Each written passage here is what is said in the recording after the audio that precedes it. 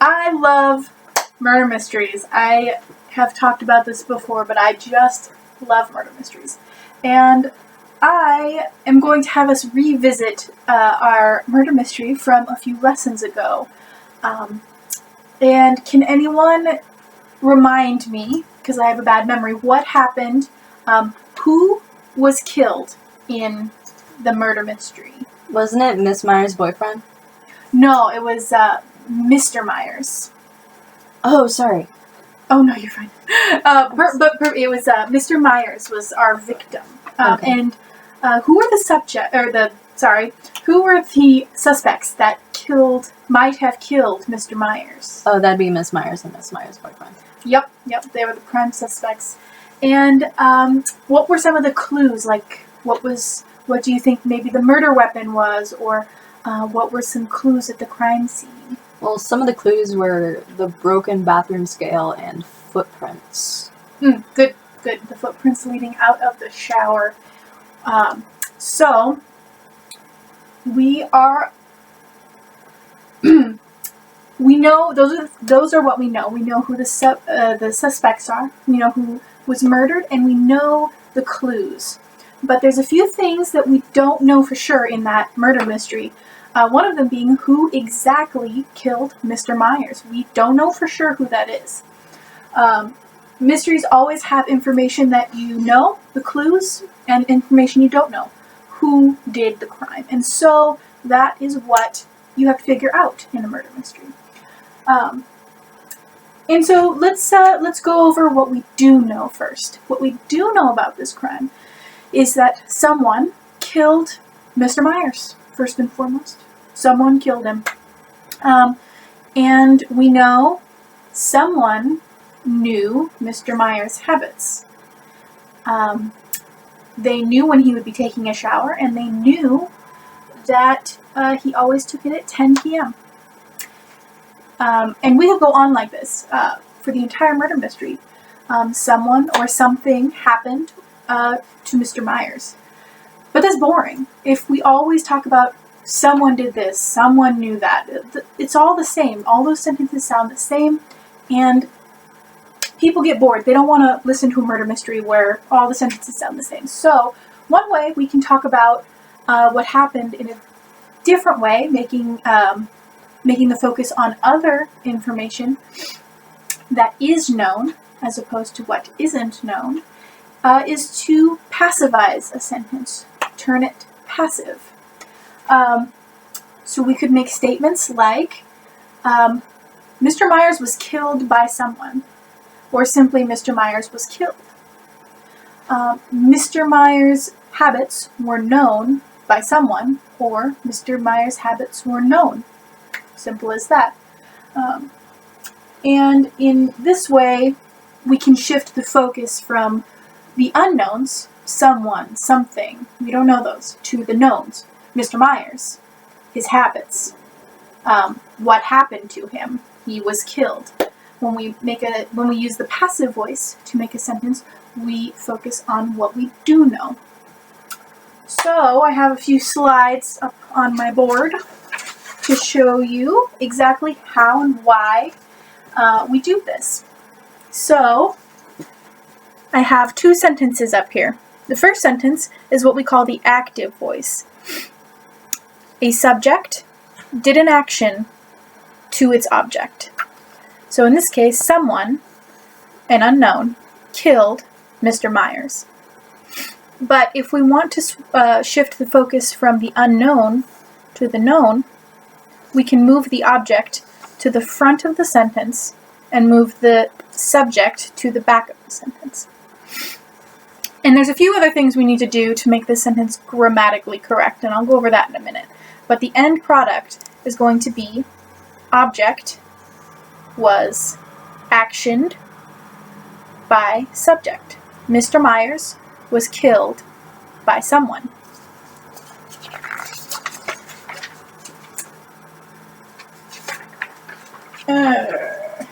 Yikes. There we go. All right. So the form of these, of the active and passive, is subject, action, so simple past verb. Killed, walked, worked, sang would be an irregular simple past verb, plus object. To passivize it, we put the object out front. We have to be, pointing at the wrong thing. The object in a passive sentence becomes the new subject. We have be conjugated to agree with the object and the past tense. And then the action. The subject becomes optional in a passive sentence. You don't need it, but if you do want it, it comes at the very end. So, these two sentences have the same meaning, but they have a different focus. The first sentence focuses on the subject. Second sentence focuses on the object and what happened to it.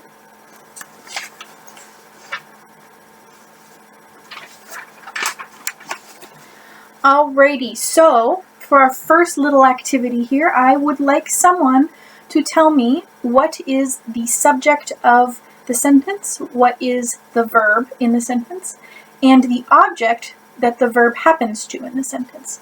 Someone hit Mr. Myers in the head with the scale in the bathroom. So the subject is someone, the verb is hit, and the object is Mr. Myers. Good job. And Mr. Myers was, to passivize this, we would say Mr. Myers is hit by someone.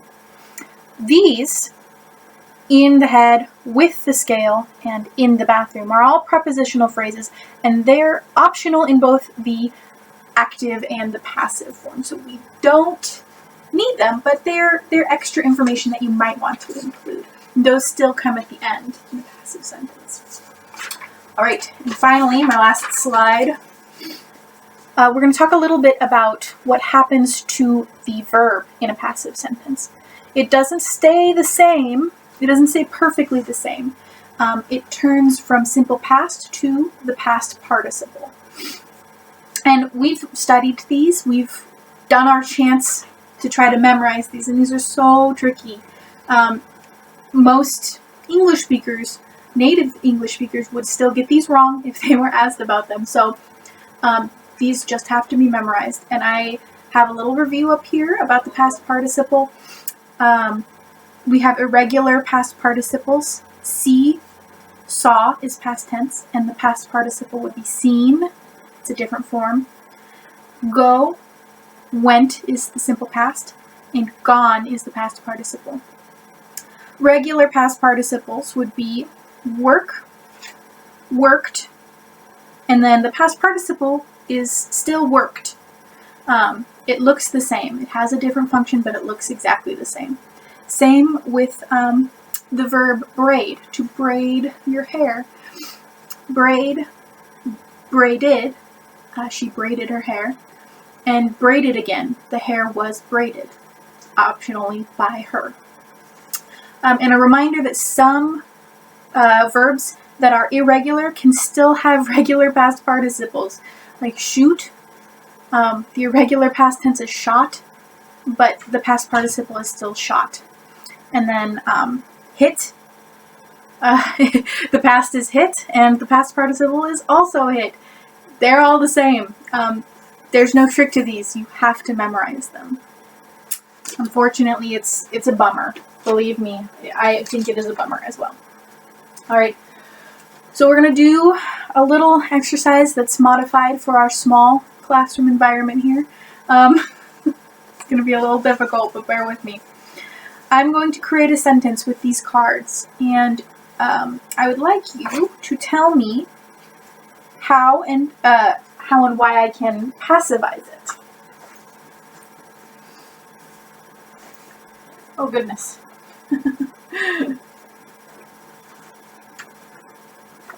All right. Bear with me. Here they are. This is the active form of this sentence. Someone killed Mr. Myers, and then our prepositional time phrase, yesterday.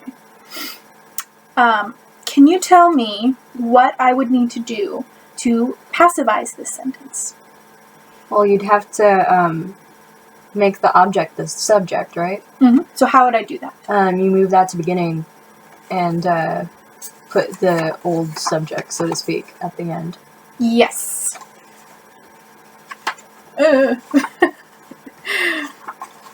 This would be easier if most of my class had showed up, but unfortunately there's only one student today. All right. Mr. Myers killed yesterday someone. What else would I need to do to this sentence? Yesterday needs to be moved either to the beginning and I think possibly to the end. You're right. It can go in either place. Prepositional time phrases can go either place. We're going to move it to the end just because if I moved it to the beginning, it would need a comma, and I don't have a card made up for the comma, and I don't have enough hands. But there's another thing where Mr. Myers killed someone isn't correct. Right. What does this sentence mean? Basically, it means Mr. Myers was the person who killed someone as opposed to was killed. Exactly. So this is still an active sentence. This means that Mr. Myers is not dead in this sentence. Someone is dead, and that's not factually correct. It's not what happened. So how would we need to change this sentence to mean Mr. Myers was the dead one? It'd have to be like Mr. Meyer was killed by someone. Perfect. For the sake of the fact that I have only 2 hands, I'm going to drop yesterday at this point. Oh, jeez. All right, so for the be in this sentence, we have to make it agree with the new subject, Mr. Myers. So would we use was or were? Was. Perfect. Why? I want to say because it's singular. Exactly. Mr. Myers is not multiple people. He is just Mr. Myers. And so, was is the past tense verb form of be that agrees with third person singular. So here's our new sentence. Does this look correct? Yes. Perfect. Read it out loud. Mr. Myers was killed by someone with the optional yesterday that was dropped. Perfect. Thank you for remembering the yesterday. Wish I had more hands. I don't, though. All right. Good job with that activity. And now on to the fun part. We are going to talk about a very fun game called Clue. It is an old game, and it is about a murder mystery. So obviously, I love it because I love murder mysteries. Does anyone do you remember at all the game Clue? I've never played it, but I know the gist of it. Good. Do you know? On the board here behind me, I have the game board, as you can plainly see. Can you read any of the locations on this game board? There's the billiards room, conservatory, lounge, hallway, and library. Perfect. And then, in front of you, you see some game cards with some people and their names. What are some of the people that are in this game? Miss Scarlet, Colonel Mustard, Miss Peacock, Miss Blanche, and Professor Plum. Perfect. And this game is all about a man who was murdered, and so there is a weapon that was used to kill him. What are some of the possible murder weapons in this game? Candlestick, wrench, rope, and gun. Perfect. All right, so in this activity, I have up here with me written who the murderer is, what they used to murder the man, and where they did it in the house, in one of these locations on the board game behind me. I want you to create 3 sentences guessing who did the murder, what murder weapon they used, and where they did it. And I want you to write them all in the active voice first. And then when I call on you for the first sentence, read the active sentence and then change it to passive for me. And then I'll tell you if your guess is right or wrong. Should I go? Miss Scarlet killed the man with the candlestick in the billiards room. Good, good. Now, what is the passive form of that sentence? The man was killed with the candlestick by Miss Scarlet in the billiards room? Yes. Perfect form, factually incorrect. That is not what happened in this murder. All right. Read me your second sentence in the active voice. Colonel Mustard killed the man with rope in the lounge. Good. And what is the passive form of that?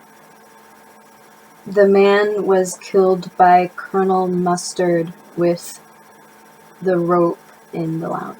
Good. Again, perfect form, but not what happened. All right, last guess. Give me your last active sentence. Professor Plum killed the man with the wrench in the hallway. And the passive form? The man was killed by Professor Plum with the wrench in the hallway. Perfect. And that is what happened. That is what I have written here. So, you solved the mystery. You solved the murder mystery. Yay! Yay. And, even more importantly, you learned how to turn sentences passive. Knowledge is power. And that is the end of our lesson. Sorry to end it with such a cheesy line. All right. Class dismissed.